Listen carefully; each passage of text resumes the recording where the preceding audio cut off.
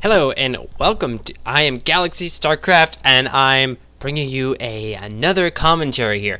We have the map Metalopolis and two phenomenal StarCraft 2 players from Europe. We have Dimaga, 8 o'clock, Red Zerg, and then of course Morrow. Morrow used to be Terran, and he is now Zerg. He is the yellow Zergy Wurgy at the 12 o'clock positions. His overlord is now saying, I am ready to go fight some Zerg. I am ready to go kill some more nasty Zerg. I want to kill my own brothers. Yes, they do. And looks like Dimaga's overlord is thinking the exact same thing. They are going to be just kind of droning up here, and I'm waiting now just to see if both players I'm predicting are going to build a spawning pool first. However, you never know. Dimaga, I've seen him. I've seen him go quite macro-ish, like building a hatchery first and getting crazy amounts of expansions thereafter.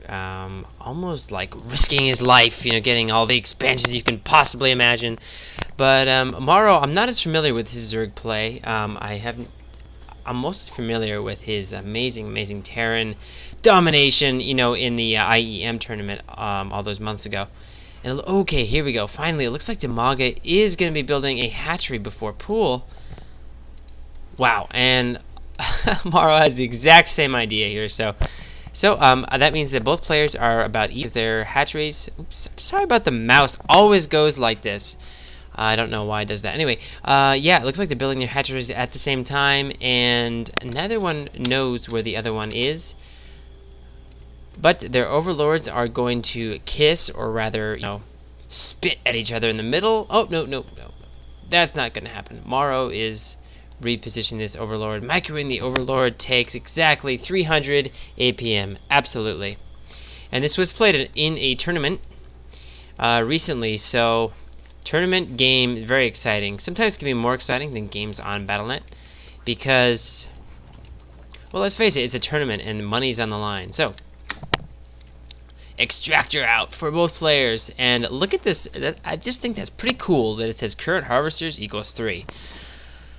If for those of you who have problems with putting all 3 guys in your little thing there, or if you get harassed, for example, by like a banshee or couple of zealots in your base or zerglings, and you're not sure if you lost any of your guys in your simulators, well, you can now click on your assimilator and find out real quick.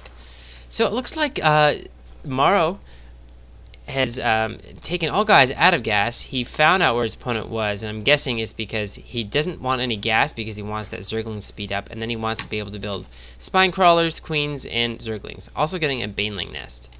This matchup, Zerg versus Zerg, it can go. Well, it can go these days, mats, roaches, and also, of course, baneling, zergling. But we don't really know exactly what Dimaga's going to do, but it looks like, it looks like Dimaga's also getting a baneling nest. So they're both going to go for a baneling nest first before Roach Warren, and I want to know, will we see Roach Warren also, or will they stick with banelings? Will this just be kind of a baneling zergling blowout? Looks like 15 versus 15 drones, and baneling cocoons being morphed. 24 zerglings for Morrow. He doesn't have any banelings just yet. And actually, it looks like that the banelings were just from Dimaga. My dyslexia, you could say, I did not read it quite correctly. So here we go. The banelings are out, in the middle of the map. But Morrow is kind of avoiding all of the forces from Dimaga, and banelings are coming in anyway. They kind of sneaked by over there. Meanwhile, gosh, 2 prawn attacks here. Action everywhere. Drones running away here. Meanwhile, looks like Morrow is doing pretty well over here. And okay, it looks like a few drones may have died. Let's look at the harvester count. Looks like it is 15 versus 11. So yeah, it looks like Dimaga was successful in killing a bunch of drones. And looks like we have some lag there. Okay, lag is now finished. And I've never seen 2 Zerg players battle it out with one getting banelings and the other not. Morrow has no banelings nets. He's going to be trying to surround this queen, but has to be careful because these banelings are much faster on creep. There is no speed out yet, however. Great Myco from both players, and looks like just Zerglings being produced from Morrow, and a defensive spine crawler. He's just picking off whatever he can with these Zerglings, being very annoying. And we don't see a Roach Warren or anything, no gas. So, yeah, Morrow is just pumping out as many Zerglings as possible. Maybe could even go for an extra spine crawler. But this Baneling is just going to hang out there, and Morrow is going to continue to be pesky with these Zerglings. Let's look at the unit counting station. While we see this hatchery being surrounded. Ooh, that's not a good sight for Dimaga. Ooh, be careful, Dimaga. Oh my gosh, but over here it looks like Banelings are going to be running into the spine crawler. Queens are blocking the ramp, and they do not fall quite as quickly as Zerglings do to Banelings. Also, looks like this hatchery is now going down. Oh my gosh, there are 127 health left. Oh my. Okay, and then yeah, just 66 health left. Guys, I have to just say these players, incredible micro. Morrow finally picking off that hatchery, and they are both even in drones. Dimaga is definitely in the lead here. Because the units lost, yeah, Dimaga has lost pretty much more of everything, and they're even in food. I think that this game will probably go to Morrow. You could say that obviously because he lost the hatchery, but Dimaga's gotta. I don't know. His only choice maybe is to build a. I don't know. Well, what you could do. I mean, he needs to get this hatchery up again, and then he needs to transition into something. Meanwhile, I think what Morrow needs to do at this point is not be aggressive. He needs to take his advantage, and he needs to continue to just kind of tech up. Maybe get a Roach Warren, maybe get a Baneling's next of his own. But it looks like, to me, if we look at the production tab, he's just building a spine crawler, but I think he's just pretty much building Zerglings. He's playing, yeah. Okay, look, he's droning up, building a queen. Okay, building Zerglings. I don't really know what his plan is. We're 10 minutes of the game. Both players are on 2 bases. I have to say, Zerg vs. Zerg is definitely crazy. Now, this is a lot of units from Dimaga, and Morrow's got to be very careful, but he does have 3 spine crawlers. Another one on the way to protect his hatchery. These Banelings are actually not being poked. They are getting by that ramp, and they're going to go in and try and do something. But, oh my god, they are dying one by one. All the drones from Morrow are off of the hatchery, and it looks like these... Ooh, yeah, they did find... These Banelings have found a few marks, and oh my god, all the drones are being exploded and running away, and just craziness happening. There's so much happening, I can't figure out where to put the camera. And let's see. Let's go to the harvester count. It is still about even, however. It looks like Dimaga bought himself a little bit of time. However, if you look at the food count is still favoring Morrow, but this is definitely a close game. And it's not over yet, folks. Dimaga is hanging in there. He's building more Banelings and kind of pretty much more of the same. We just see more of the same from both players. However, oh, finally, it looks like a Roach Warren coming down for Dimaga, so he will be switching his tech, but maybe getting out a few roaches. Also droning up there. He's not building a hatchery. Okay, Morrow is now building a Roach Warren also, so this game might transition into something different from just Zerglings and Banelings. That would be nice. And just the micro from these players. Look at all the little clicks. If we go into the camera, the point of view camera here, it's just crazy just how fast these guys are. Oops, that's not really. There we go. Let's just hang here for a couple of seconds, and you'll see what I mean. There's just their APM is just they're so fast, they're so good, they have such dexterity and so much. I don't know. The reactions are so quick. I'm always just in awe of watching professional players, especially professional players playing Zerg. Because I think Zerg is probably one of the hardest races, maybe the hardest race to play, requiring the most APM. And I think we're just kind of waiting for the game to end now. I don't think that I honestly don't think that Dimaga really has that much of a chance because he is down on one base. And we're just kind of waiting for Dimaga to call GG. He is hanging in there like a champ, though. Interesting that he's not taking his roaches and putting them on the ramp to take some shots off at these Zerglings. That's definitely might want to do that.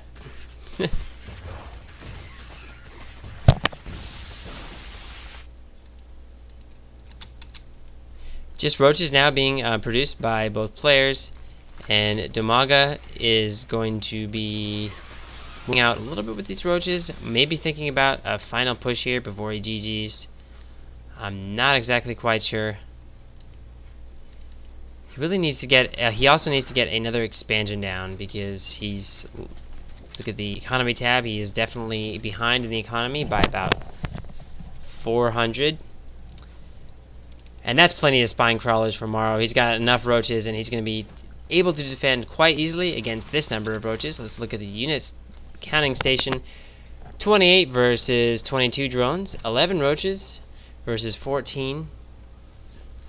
And this game favors Morrow totally, completely. My money would be on him. The only thing that Morrow doesn't have that Dimaga does have is a ton of banelings. And Morrow's still just, Dimaga's still just on one base. Baneling's not quite as effective against roaches, so that's why Dimaga is really only building roaches right now. Now we have a lair up, so Dimaga is staying on one base and building a lair. Wow, interesting. Possibly could tech up to Metalisks or infestors. Looks like we have a scouting Zergling just checking for hidden expansions. Morrow will be pleased to find out that there aren't any hidden expansions from Dimaga. And I was going to say earlier on when all the action was happening that it would have been a good idea possibly for Dimaga to get any one of these expansions. All, you know, this is such a short ground path that it's hard for Zerg players to get a third up. Or even a second up if your natural is under assault all the time. Still just roaches for both these players. So we went from the quintessential Zergling Baneling and now into the more modern mass roach play from both players. Don't see any upgrades. We don't see, since the layer is not yet done, we don't see any of the roach upgrades. For either player, actually. And I thought that Dimaga was getting a lair, but it looks like he's... Yeah, I think he's getting a lair, isn't he? Or is he just... Or is this my imagination? He's upgrading something. Huh. No, oh, that little bar was for... what do you know? Ooh, Dimaga is now building a base here on the gold. Good luck keeping that alive. One thing I would say that it would force Morrow to get a little bit out of position, and Dimaga could do some counterattacks with Zerglings to Morrow's base. But Morrow is quite well defended with all these spine crawlers. It is 131 versus 90 food versus Morrow, and I feel like this game has been kind of extended to a more extreme length. Do understand that this is a tournament, and Morrow, the longer the game goes on, the more of an advantage Morrow will have. So he doesn't want to end the game just now because he's in the lead. So he wants to keep his lead, solidify it, and then increase it. Dimaga, who's been stuck on this base the whole game, is now finally mined out. Morrow has discovered that. If we go to the production tab, it looks like Galil reconstitution, so we do see that roach speed coming out. Corruptor used an overseer used just for spotting. And this apparent lull is really just the Dimaga, you know, he needs to get up this base, and Morrow, he doesn't want to end the game now because he's ahead. He wants to make sure that he wins, so I don't think that Dimaga Morrow doesn't see this base quite yet. moving out with his overlords. He may decide to move a couple over this way. This creep will give the roaches an even greater speed boost. And he does see that he does know that there is a base here now. This is going to be the final confrontation, finally, at last. And we're just waiting for the GG from Dimaga.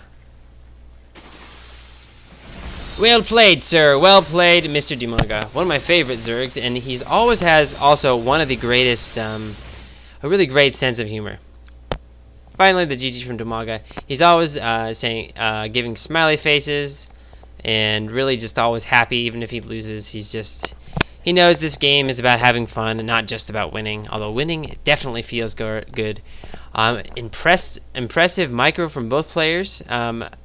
It looks like Morrow's strategy seemed to work out. To recap, he did not get a Baneling Nest. He just went for Zergling speed and then on to bases. Went just mass Zergling and was able to pick off this hatchery by Dimaga. I think had Dimaga been a little bit more defensive and built some spine crawlers, he could have held it off a little bit more. Really, hats off to you, Morrow. Thank you, guys, for tuning into my channel. I'm Galaxy StarCraft. Cheerio!